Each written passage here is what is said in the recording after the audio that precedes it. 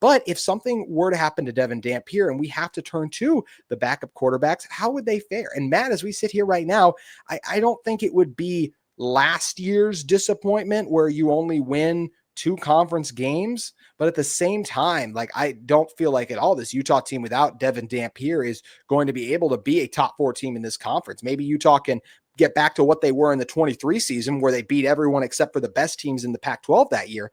But it's hard for me, Matt, to go, oh yeah, this Utah team, they have the pieces around whoever's in at quarterback to overcome not having a dynamic signal caller.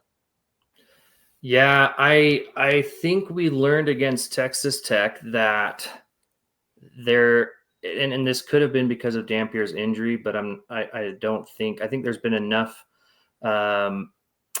data, enough games played to see why Utah converted so many defensive players to play offense. Yeah. Clearly, they didn't trust the guys they had, especially at receiver. And so they decided to try and get some guys. Even the touchdown that got called back, who was that thrown to? Benny. So they don't trust those guys. And if you lose a piece like Dampier, who do you go to? You kind of have to just be a running team, which Byrd Ficklin, I'll give him this. In his limited playing time, he's looked a lot more prepared than Isaac Wilson did at the beginning of last season. You think about even against SUU last season, Isaac Wilson struggled. And maybe Wilson has improved this year. We haven't gotten to have a look at him yet. I don't know if that's because they've been wanting to give Ficklin the opportunities just to get some playing time, or if Ficklin has actually passed him on the depth chart. But I do feel like with Ficklin on the roster, they've got a little bit of a better quarterback situation if Dampier were to go down.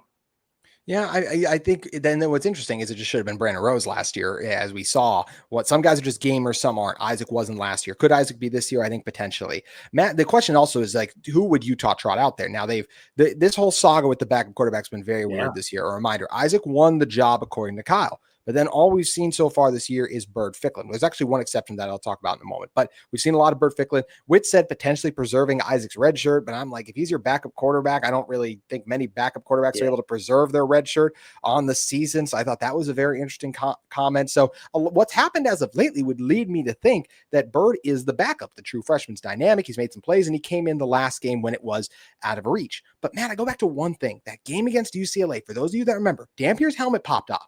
They sent Isaac Wilson in the game. Now, they motioned about and Hunter Andrews was going to take the snap. But to me, when you had to make that decision with your feet close to the fire, they put in Isaac Wilson. I believe if there was an injury at quarterback, Isaac Wilson would be the starter.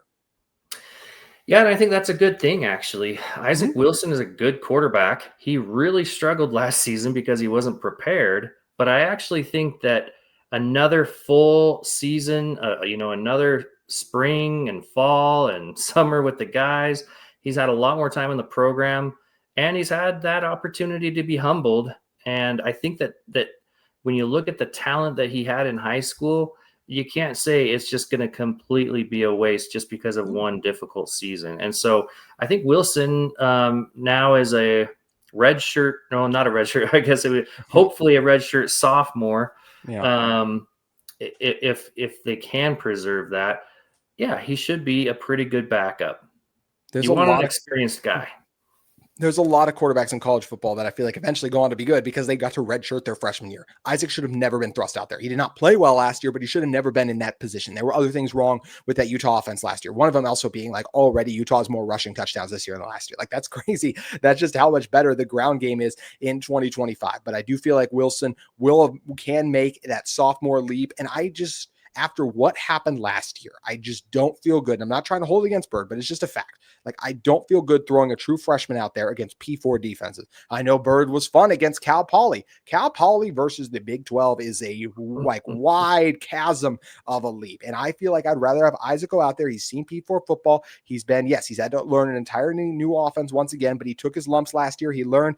I think you said it best, Matt. The talent is still there. Isaac shouldn't have had to go out there last year. I think he can make that leap. And if he comes out there, I do believe Utah could, let's say Dampier couldn't play this week, hypothetically. It reminds me a couple years ago of when Utah won at Washington State with Bryson Barnes. I actually believe that Washington State team is better than what Utah was seeing this year when they go out to Morgantown. But if Isaac Wilson was the guy out there, I feel like that Utah could still win the game this weekend. Yeah, I agree. I think they absolutely could. West Virginia is a little bit tougher at home. But if especially on the road like this, you want to keep that freshman sitting on the bench if you can. Do you think there's any chance that Utah would consider putting Nate Johnson back at quarterback if Dampier were injured long term?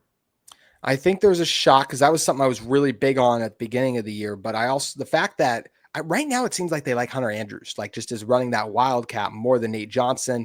I'd love Nate to get more opportunities. I think Kyle Whittingham hates turning the ball over. Nate fumbling against Wyoming, I think it was Wyoming, I think hurt his case a little bit. I hope we get to see more Nate Johnson in this offense, just that speed, that athleticism. It's still in there. Like I can't believe that it's just gone and not something this Utah team can find a way to utilize. So I want to see more Nate Johnson, but it feels like right now that Isaac would be the guy. I actually would be fascinated to watch a game in which Dampier was out. I do not want to watch a game, but it would be very interesting to see what Utah would do, because I don't know how many times, especially in a game where it's like, I don't know how many times we have to throw the ball. Like, how many different ways is Utah just going to try to run the ball, to hand it off and do different things? And West Virginia's defense, I'll also say, is better than their offense. Their offense is not great. Their defense has made a couple of plays so far on the season too. So it's just going to be interesting to see what this Utah team comes with. And also, Matt, let's just do one final thing on Dampier. I still look at Saturday and go, okay, that was more good Texas Tech than bad Utah.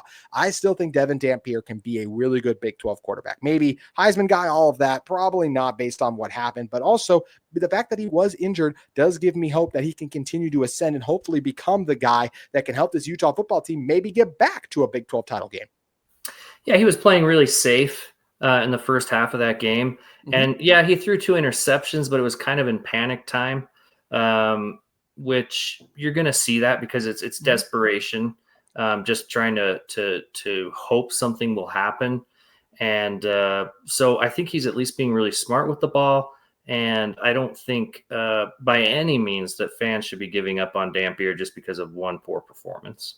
I absolutely agree with that. He is too special and transcendent of a talent, and he has seen bad defenses and then great defense to me. Like, can we wait till he sees someone in the middle? Maybe it's West Virginia this week. I think ASU is going to be a similar thing. Like, it's the best. Dampier has only so far seen the worst defenses he will play this year and the best defense he will play this year. I want to see how he's going to do against some more middle competition in the middle. And West Virginia's defense is probably more towards the bottom, but is a step up from probably who Utah had the first 3 games, especially on the road. How is this Utah team going to fare on the road? Me and Matt are going to talk a little Utes versus Mountaineers in one moment.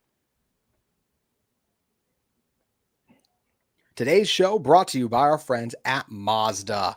Mazda has you covered because Mazda crafts cars for those who do more than simply move. Mazda delivers confidence with every ride with more IHS top safety picks plus awards than anyone else. From footwork to breathwork, athletes sweat all the details. Well, Mazda brings the same intention to how they craft every model. You can make every drive feel like anything but, with the smooth handling and intuitive controls. With all-wheel drive standard in every crossover SUV, you can drive with confidence through almost any season. Fall, winter, summer, you name it, Mazda has you covered. Like our players, we sweat every detail at Mazda because when you make every move count, impossible becomes irrelevant. Mazda, move and be moved. You can head over and check out Mazda's inventory today.